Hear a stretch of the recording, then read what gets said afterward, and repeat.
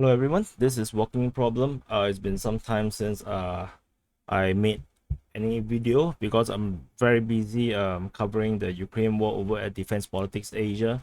You can go there and take a look. I do very close coverage in terms of the strategic situation on the ground uh, on a daily basis, and so that kind of like a very neutral and very factual way of just seeing who is actually winning the war, and try not to engage in the partisan nature of how this war has seems to develop. How the world, especially the Western world, that participated in the sanctioning of Russia have just went nuts in their anti-Russia kind of uh, ways, and it's just propaganda. It's very unfortunate. Of course, the Russians are also having their own propagandas as well, but there seems to be a lot more facts than just propaganda.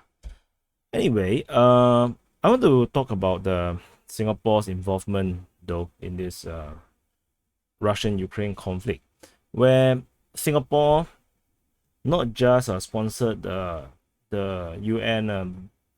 UN vote to condemn Russia, but Singapore actually economically sanctioned Russia. I'm not sure how complete it is. I didn't read a lot, but the Singapore government basically is doubling down, saying that we have to take a principled stand. This is the term they would like to use now, the PAP government.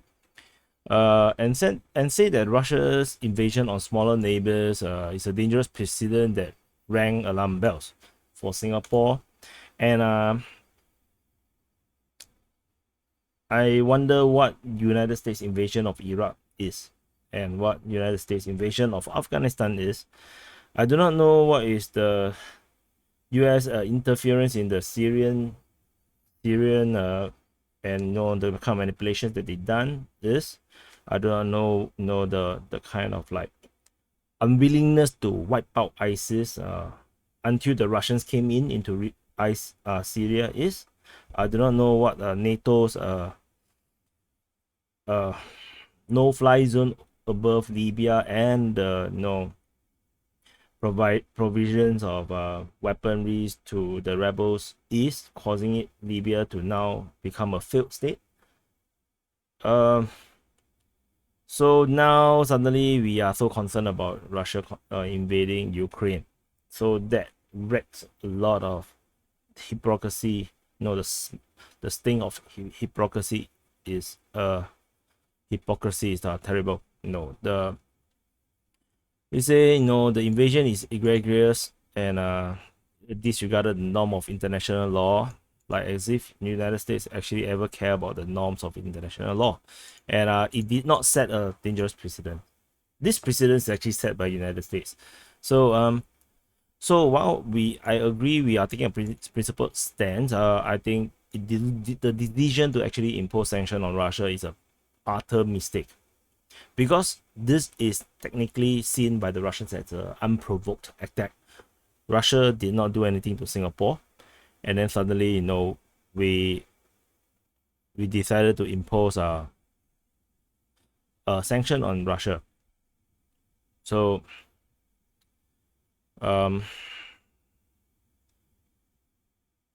I feel that the precedence that is actually set,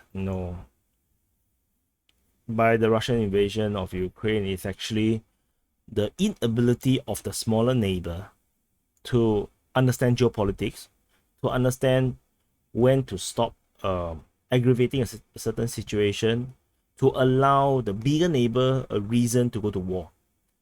And our economic sanction, right, on Russia, so far I think that's the export sanction. I believe the Russians are also not allowed to borrow money or transact money in Singapore, if I'm not wrong. Our actions against Russia is exactly the same thing as what Ukraine have done. we believe that, oh, we have some morals, grounds to do whatever we want, and because of certain ethics and morals and no rights and stuff, and then that's why the Russians invaded Ukraine, because Ukraine believed that they have the right to join NATO, and this is their foreign policy, and they have the right to defend themselves, to take back Donetsk and Luhansk, and to take back Crimea. So while there is a complicated situation in Ukraine especially regarding Crimea, regarding Donbass, but to aggravate a geopolitical tension by insisting on joining NATO, where that is a red line that Russia have clearly set it out to the entire world, while they actually gathered 120,000, 180,000 troops around your entire country. That's basically a knife at your throat. And then the best thing you can say is, bring it on. We are not the Ukraine of 8 years ago. I think that is just poor foreign policy, poor diplomacy. And I believe this is something that Singapore should learn, and should take note, that it doesn't matter you have a principled stand or not. It doesn't matter. Ukraine had a principled stand as well. And what happened is their country is getting bombarded back at least another 10 to 20 years. The entire air force is largely gone. Countless, there are, I think, 3-4 million refugees, and the economy is wrecked. They are paranoid, and everyone is spies. They are just anyhow catching people. The police force has stopped working. People are tying up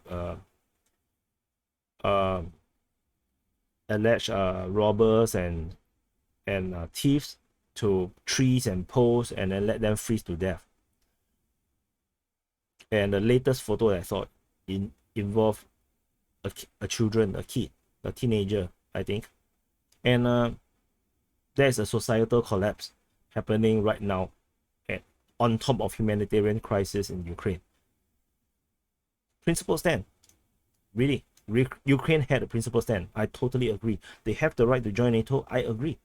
They have the right to decide their own foreign policy. I agree. But that comes with the consequences if you ignore your neighbor. Right? I mean, you stay in your house, your neighbor is next door. You are in your own property, but what you do in your own property affects your neighbor as well. And the Russia have made it very clear, and they have no choice, because you set a red line. You tell the world that this is my red line, that you guys have to. You basically telling NATO and USA that you all must announce that you will never accept Ukraine into NATO, and also telling Ukraine that they will never join NATO. If they don't announce, then that Russia will take action. That's the red line that the Russians say, and it's an ultimatum. And they think that Putin is calling is just bluffing, and then because Russia have already made the threat, they have to follow through with the threat. In a way, it becomes no choice, but they have to invade, kind of thing. And surprisingly, they invaded way bigger than how I expected them to have done. And the war is a war. War has happened. Everything else does not matter anymore.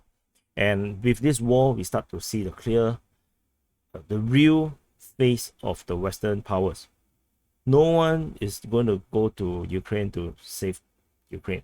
They are just going to let Ukraine to fight on their own, and hopefully drain Russia enough. But they are not getting involved. Every NATO country just said that they are committed to defending NATO territories, and that's it. NATO members, they will protect the NATO members, and nothing about Ukraine. And Ukraine President Zelensky has kind of like accept the fact that NATO will never accept Ukraine, at least for now. And it is what it is now. The war has happened.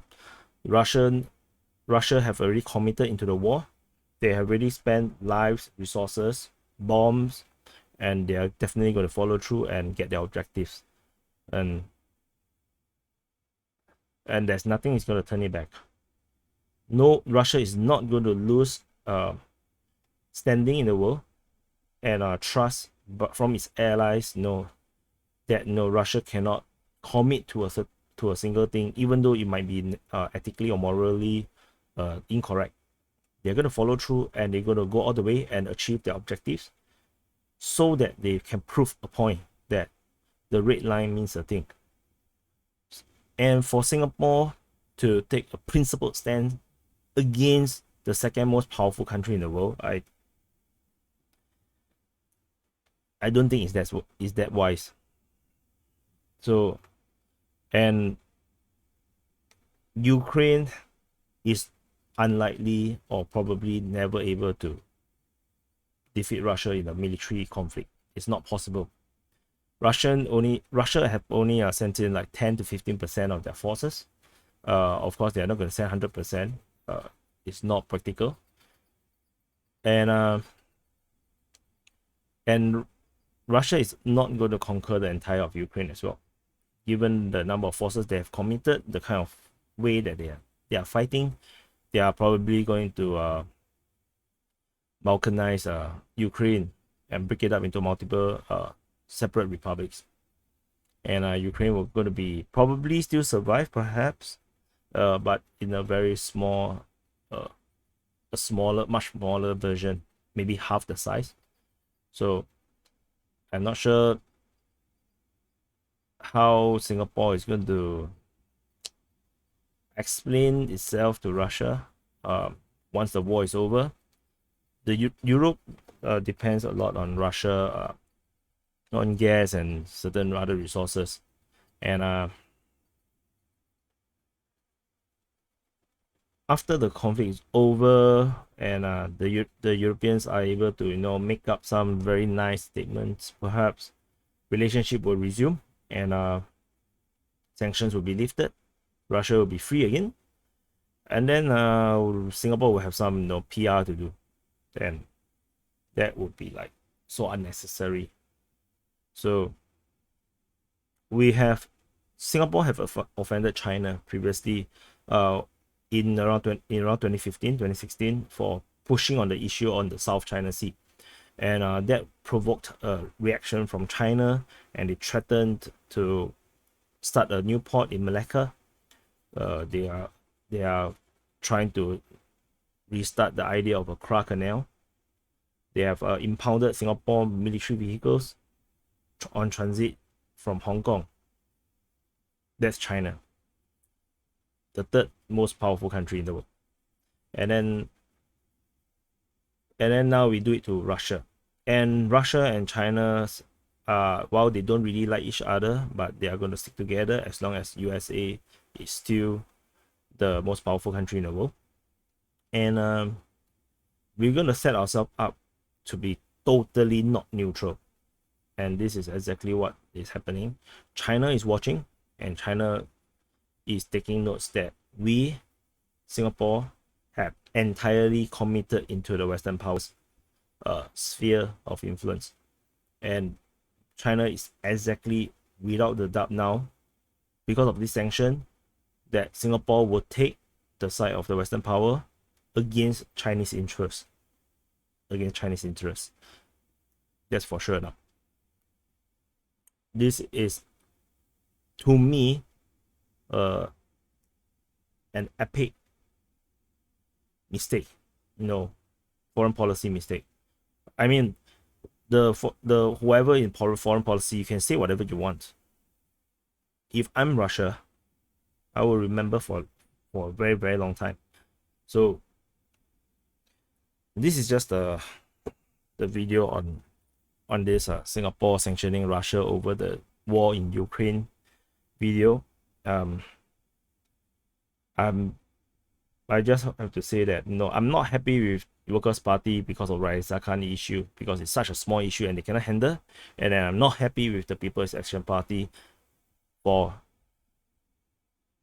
stirring problems where we need not have to. it wasn't necessary. So that's all for today. Very disappointing. I really have my serious doubt in terms of the leadership uh currently that is in the cabinet now. So that's that. Hopefully we'll have better leaders after this current batch, and I'll see you in the next video.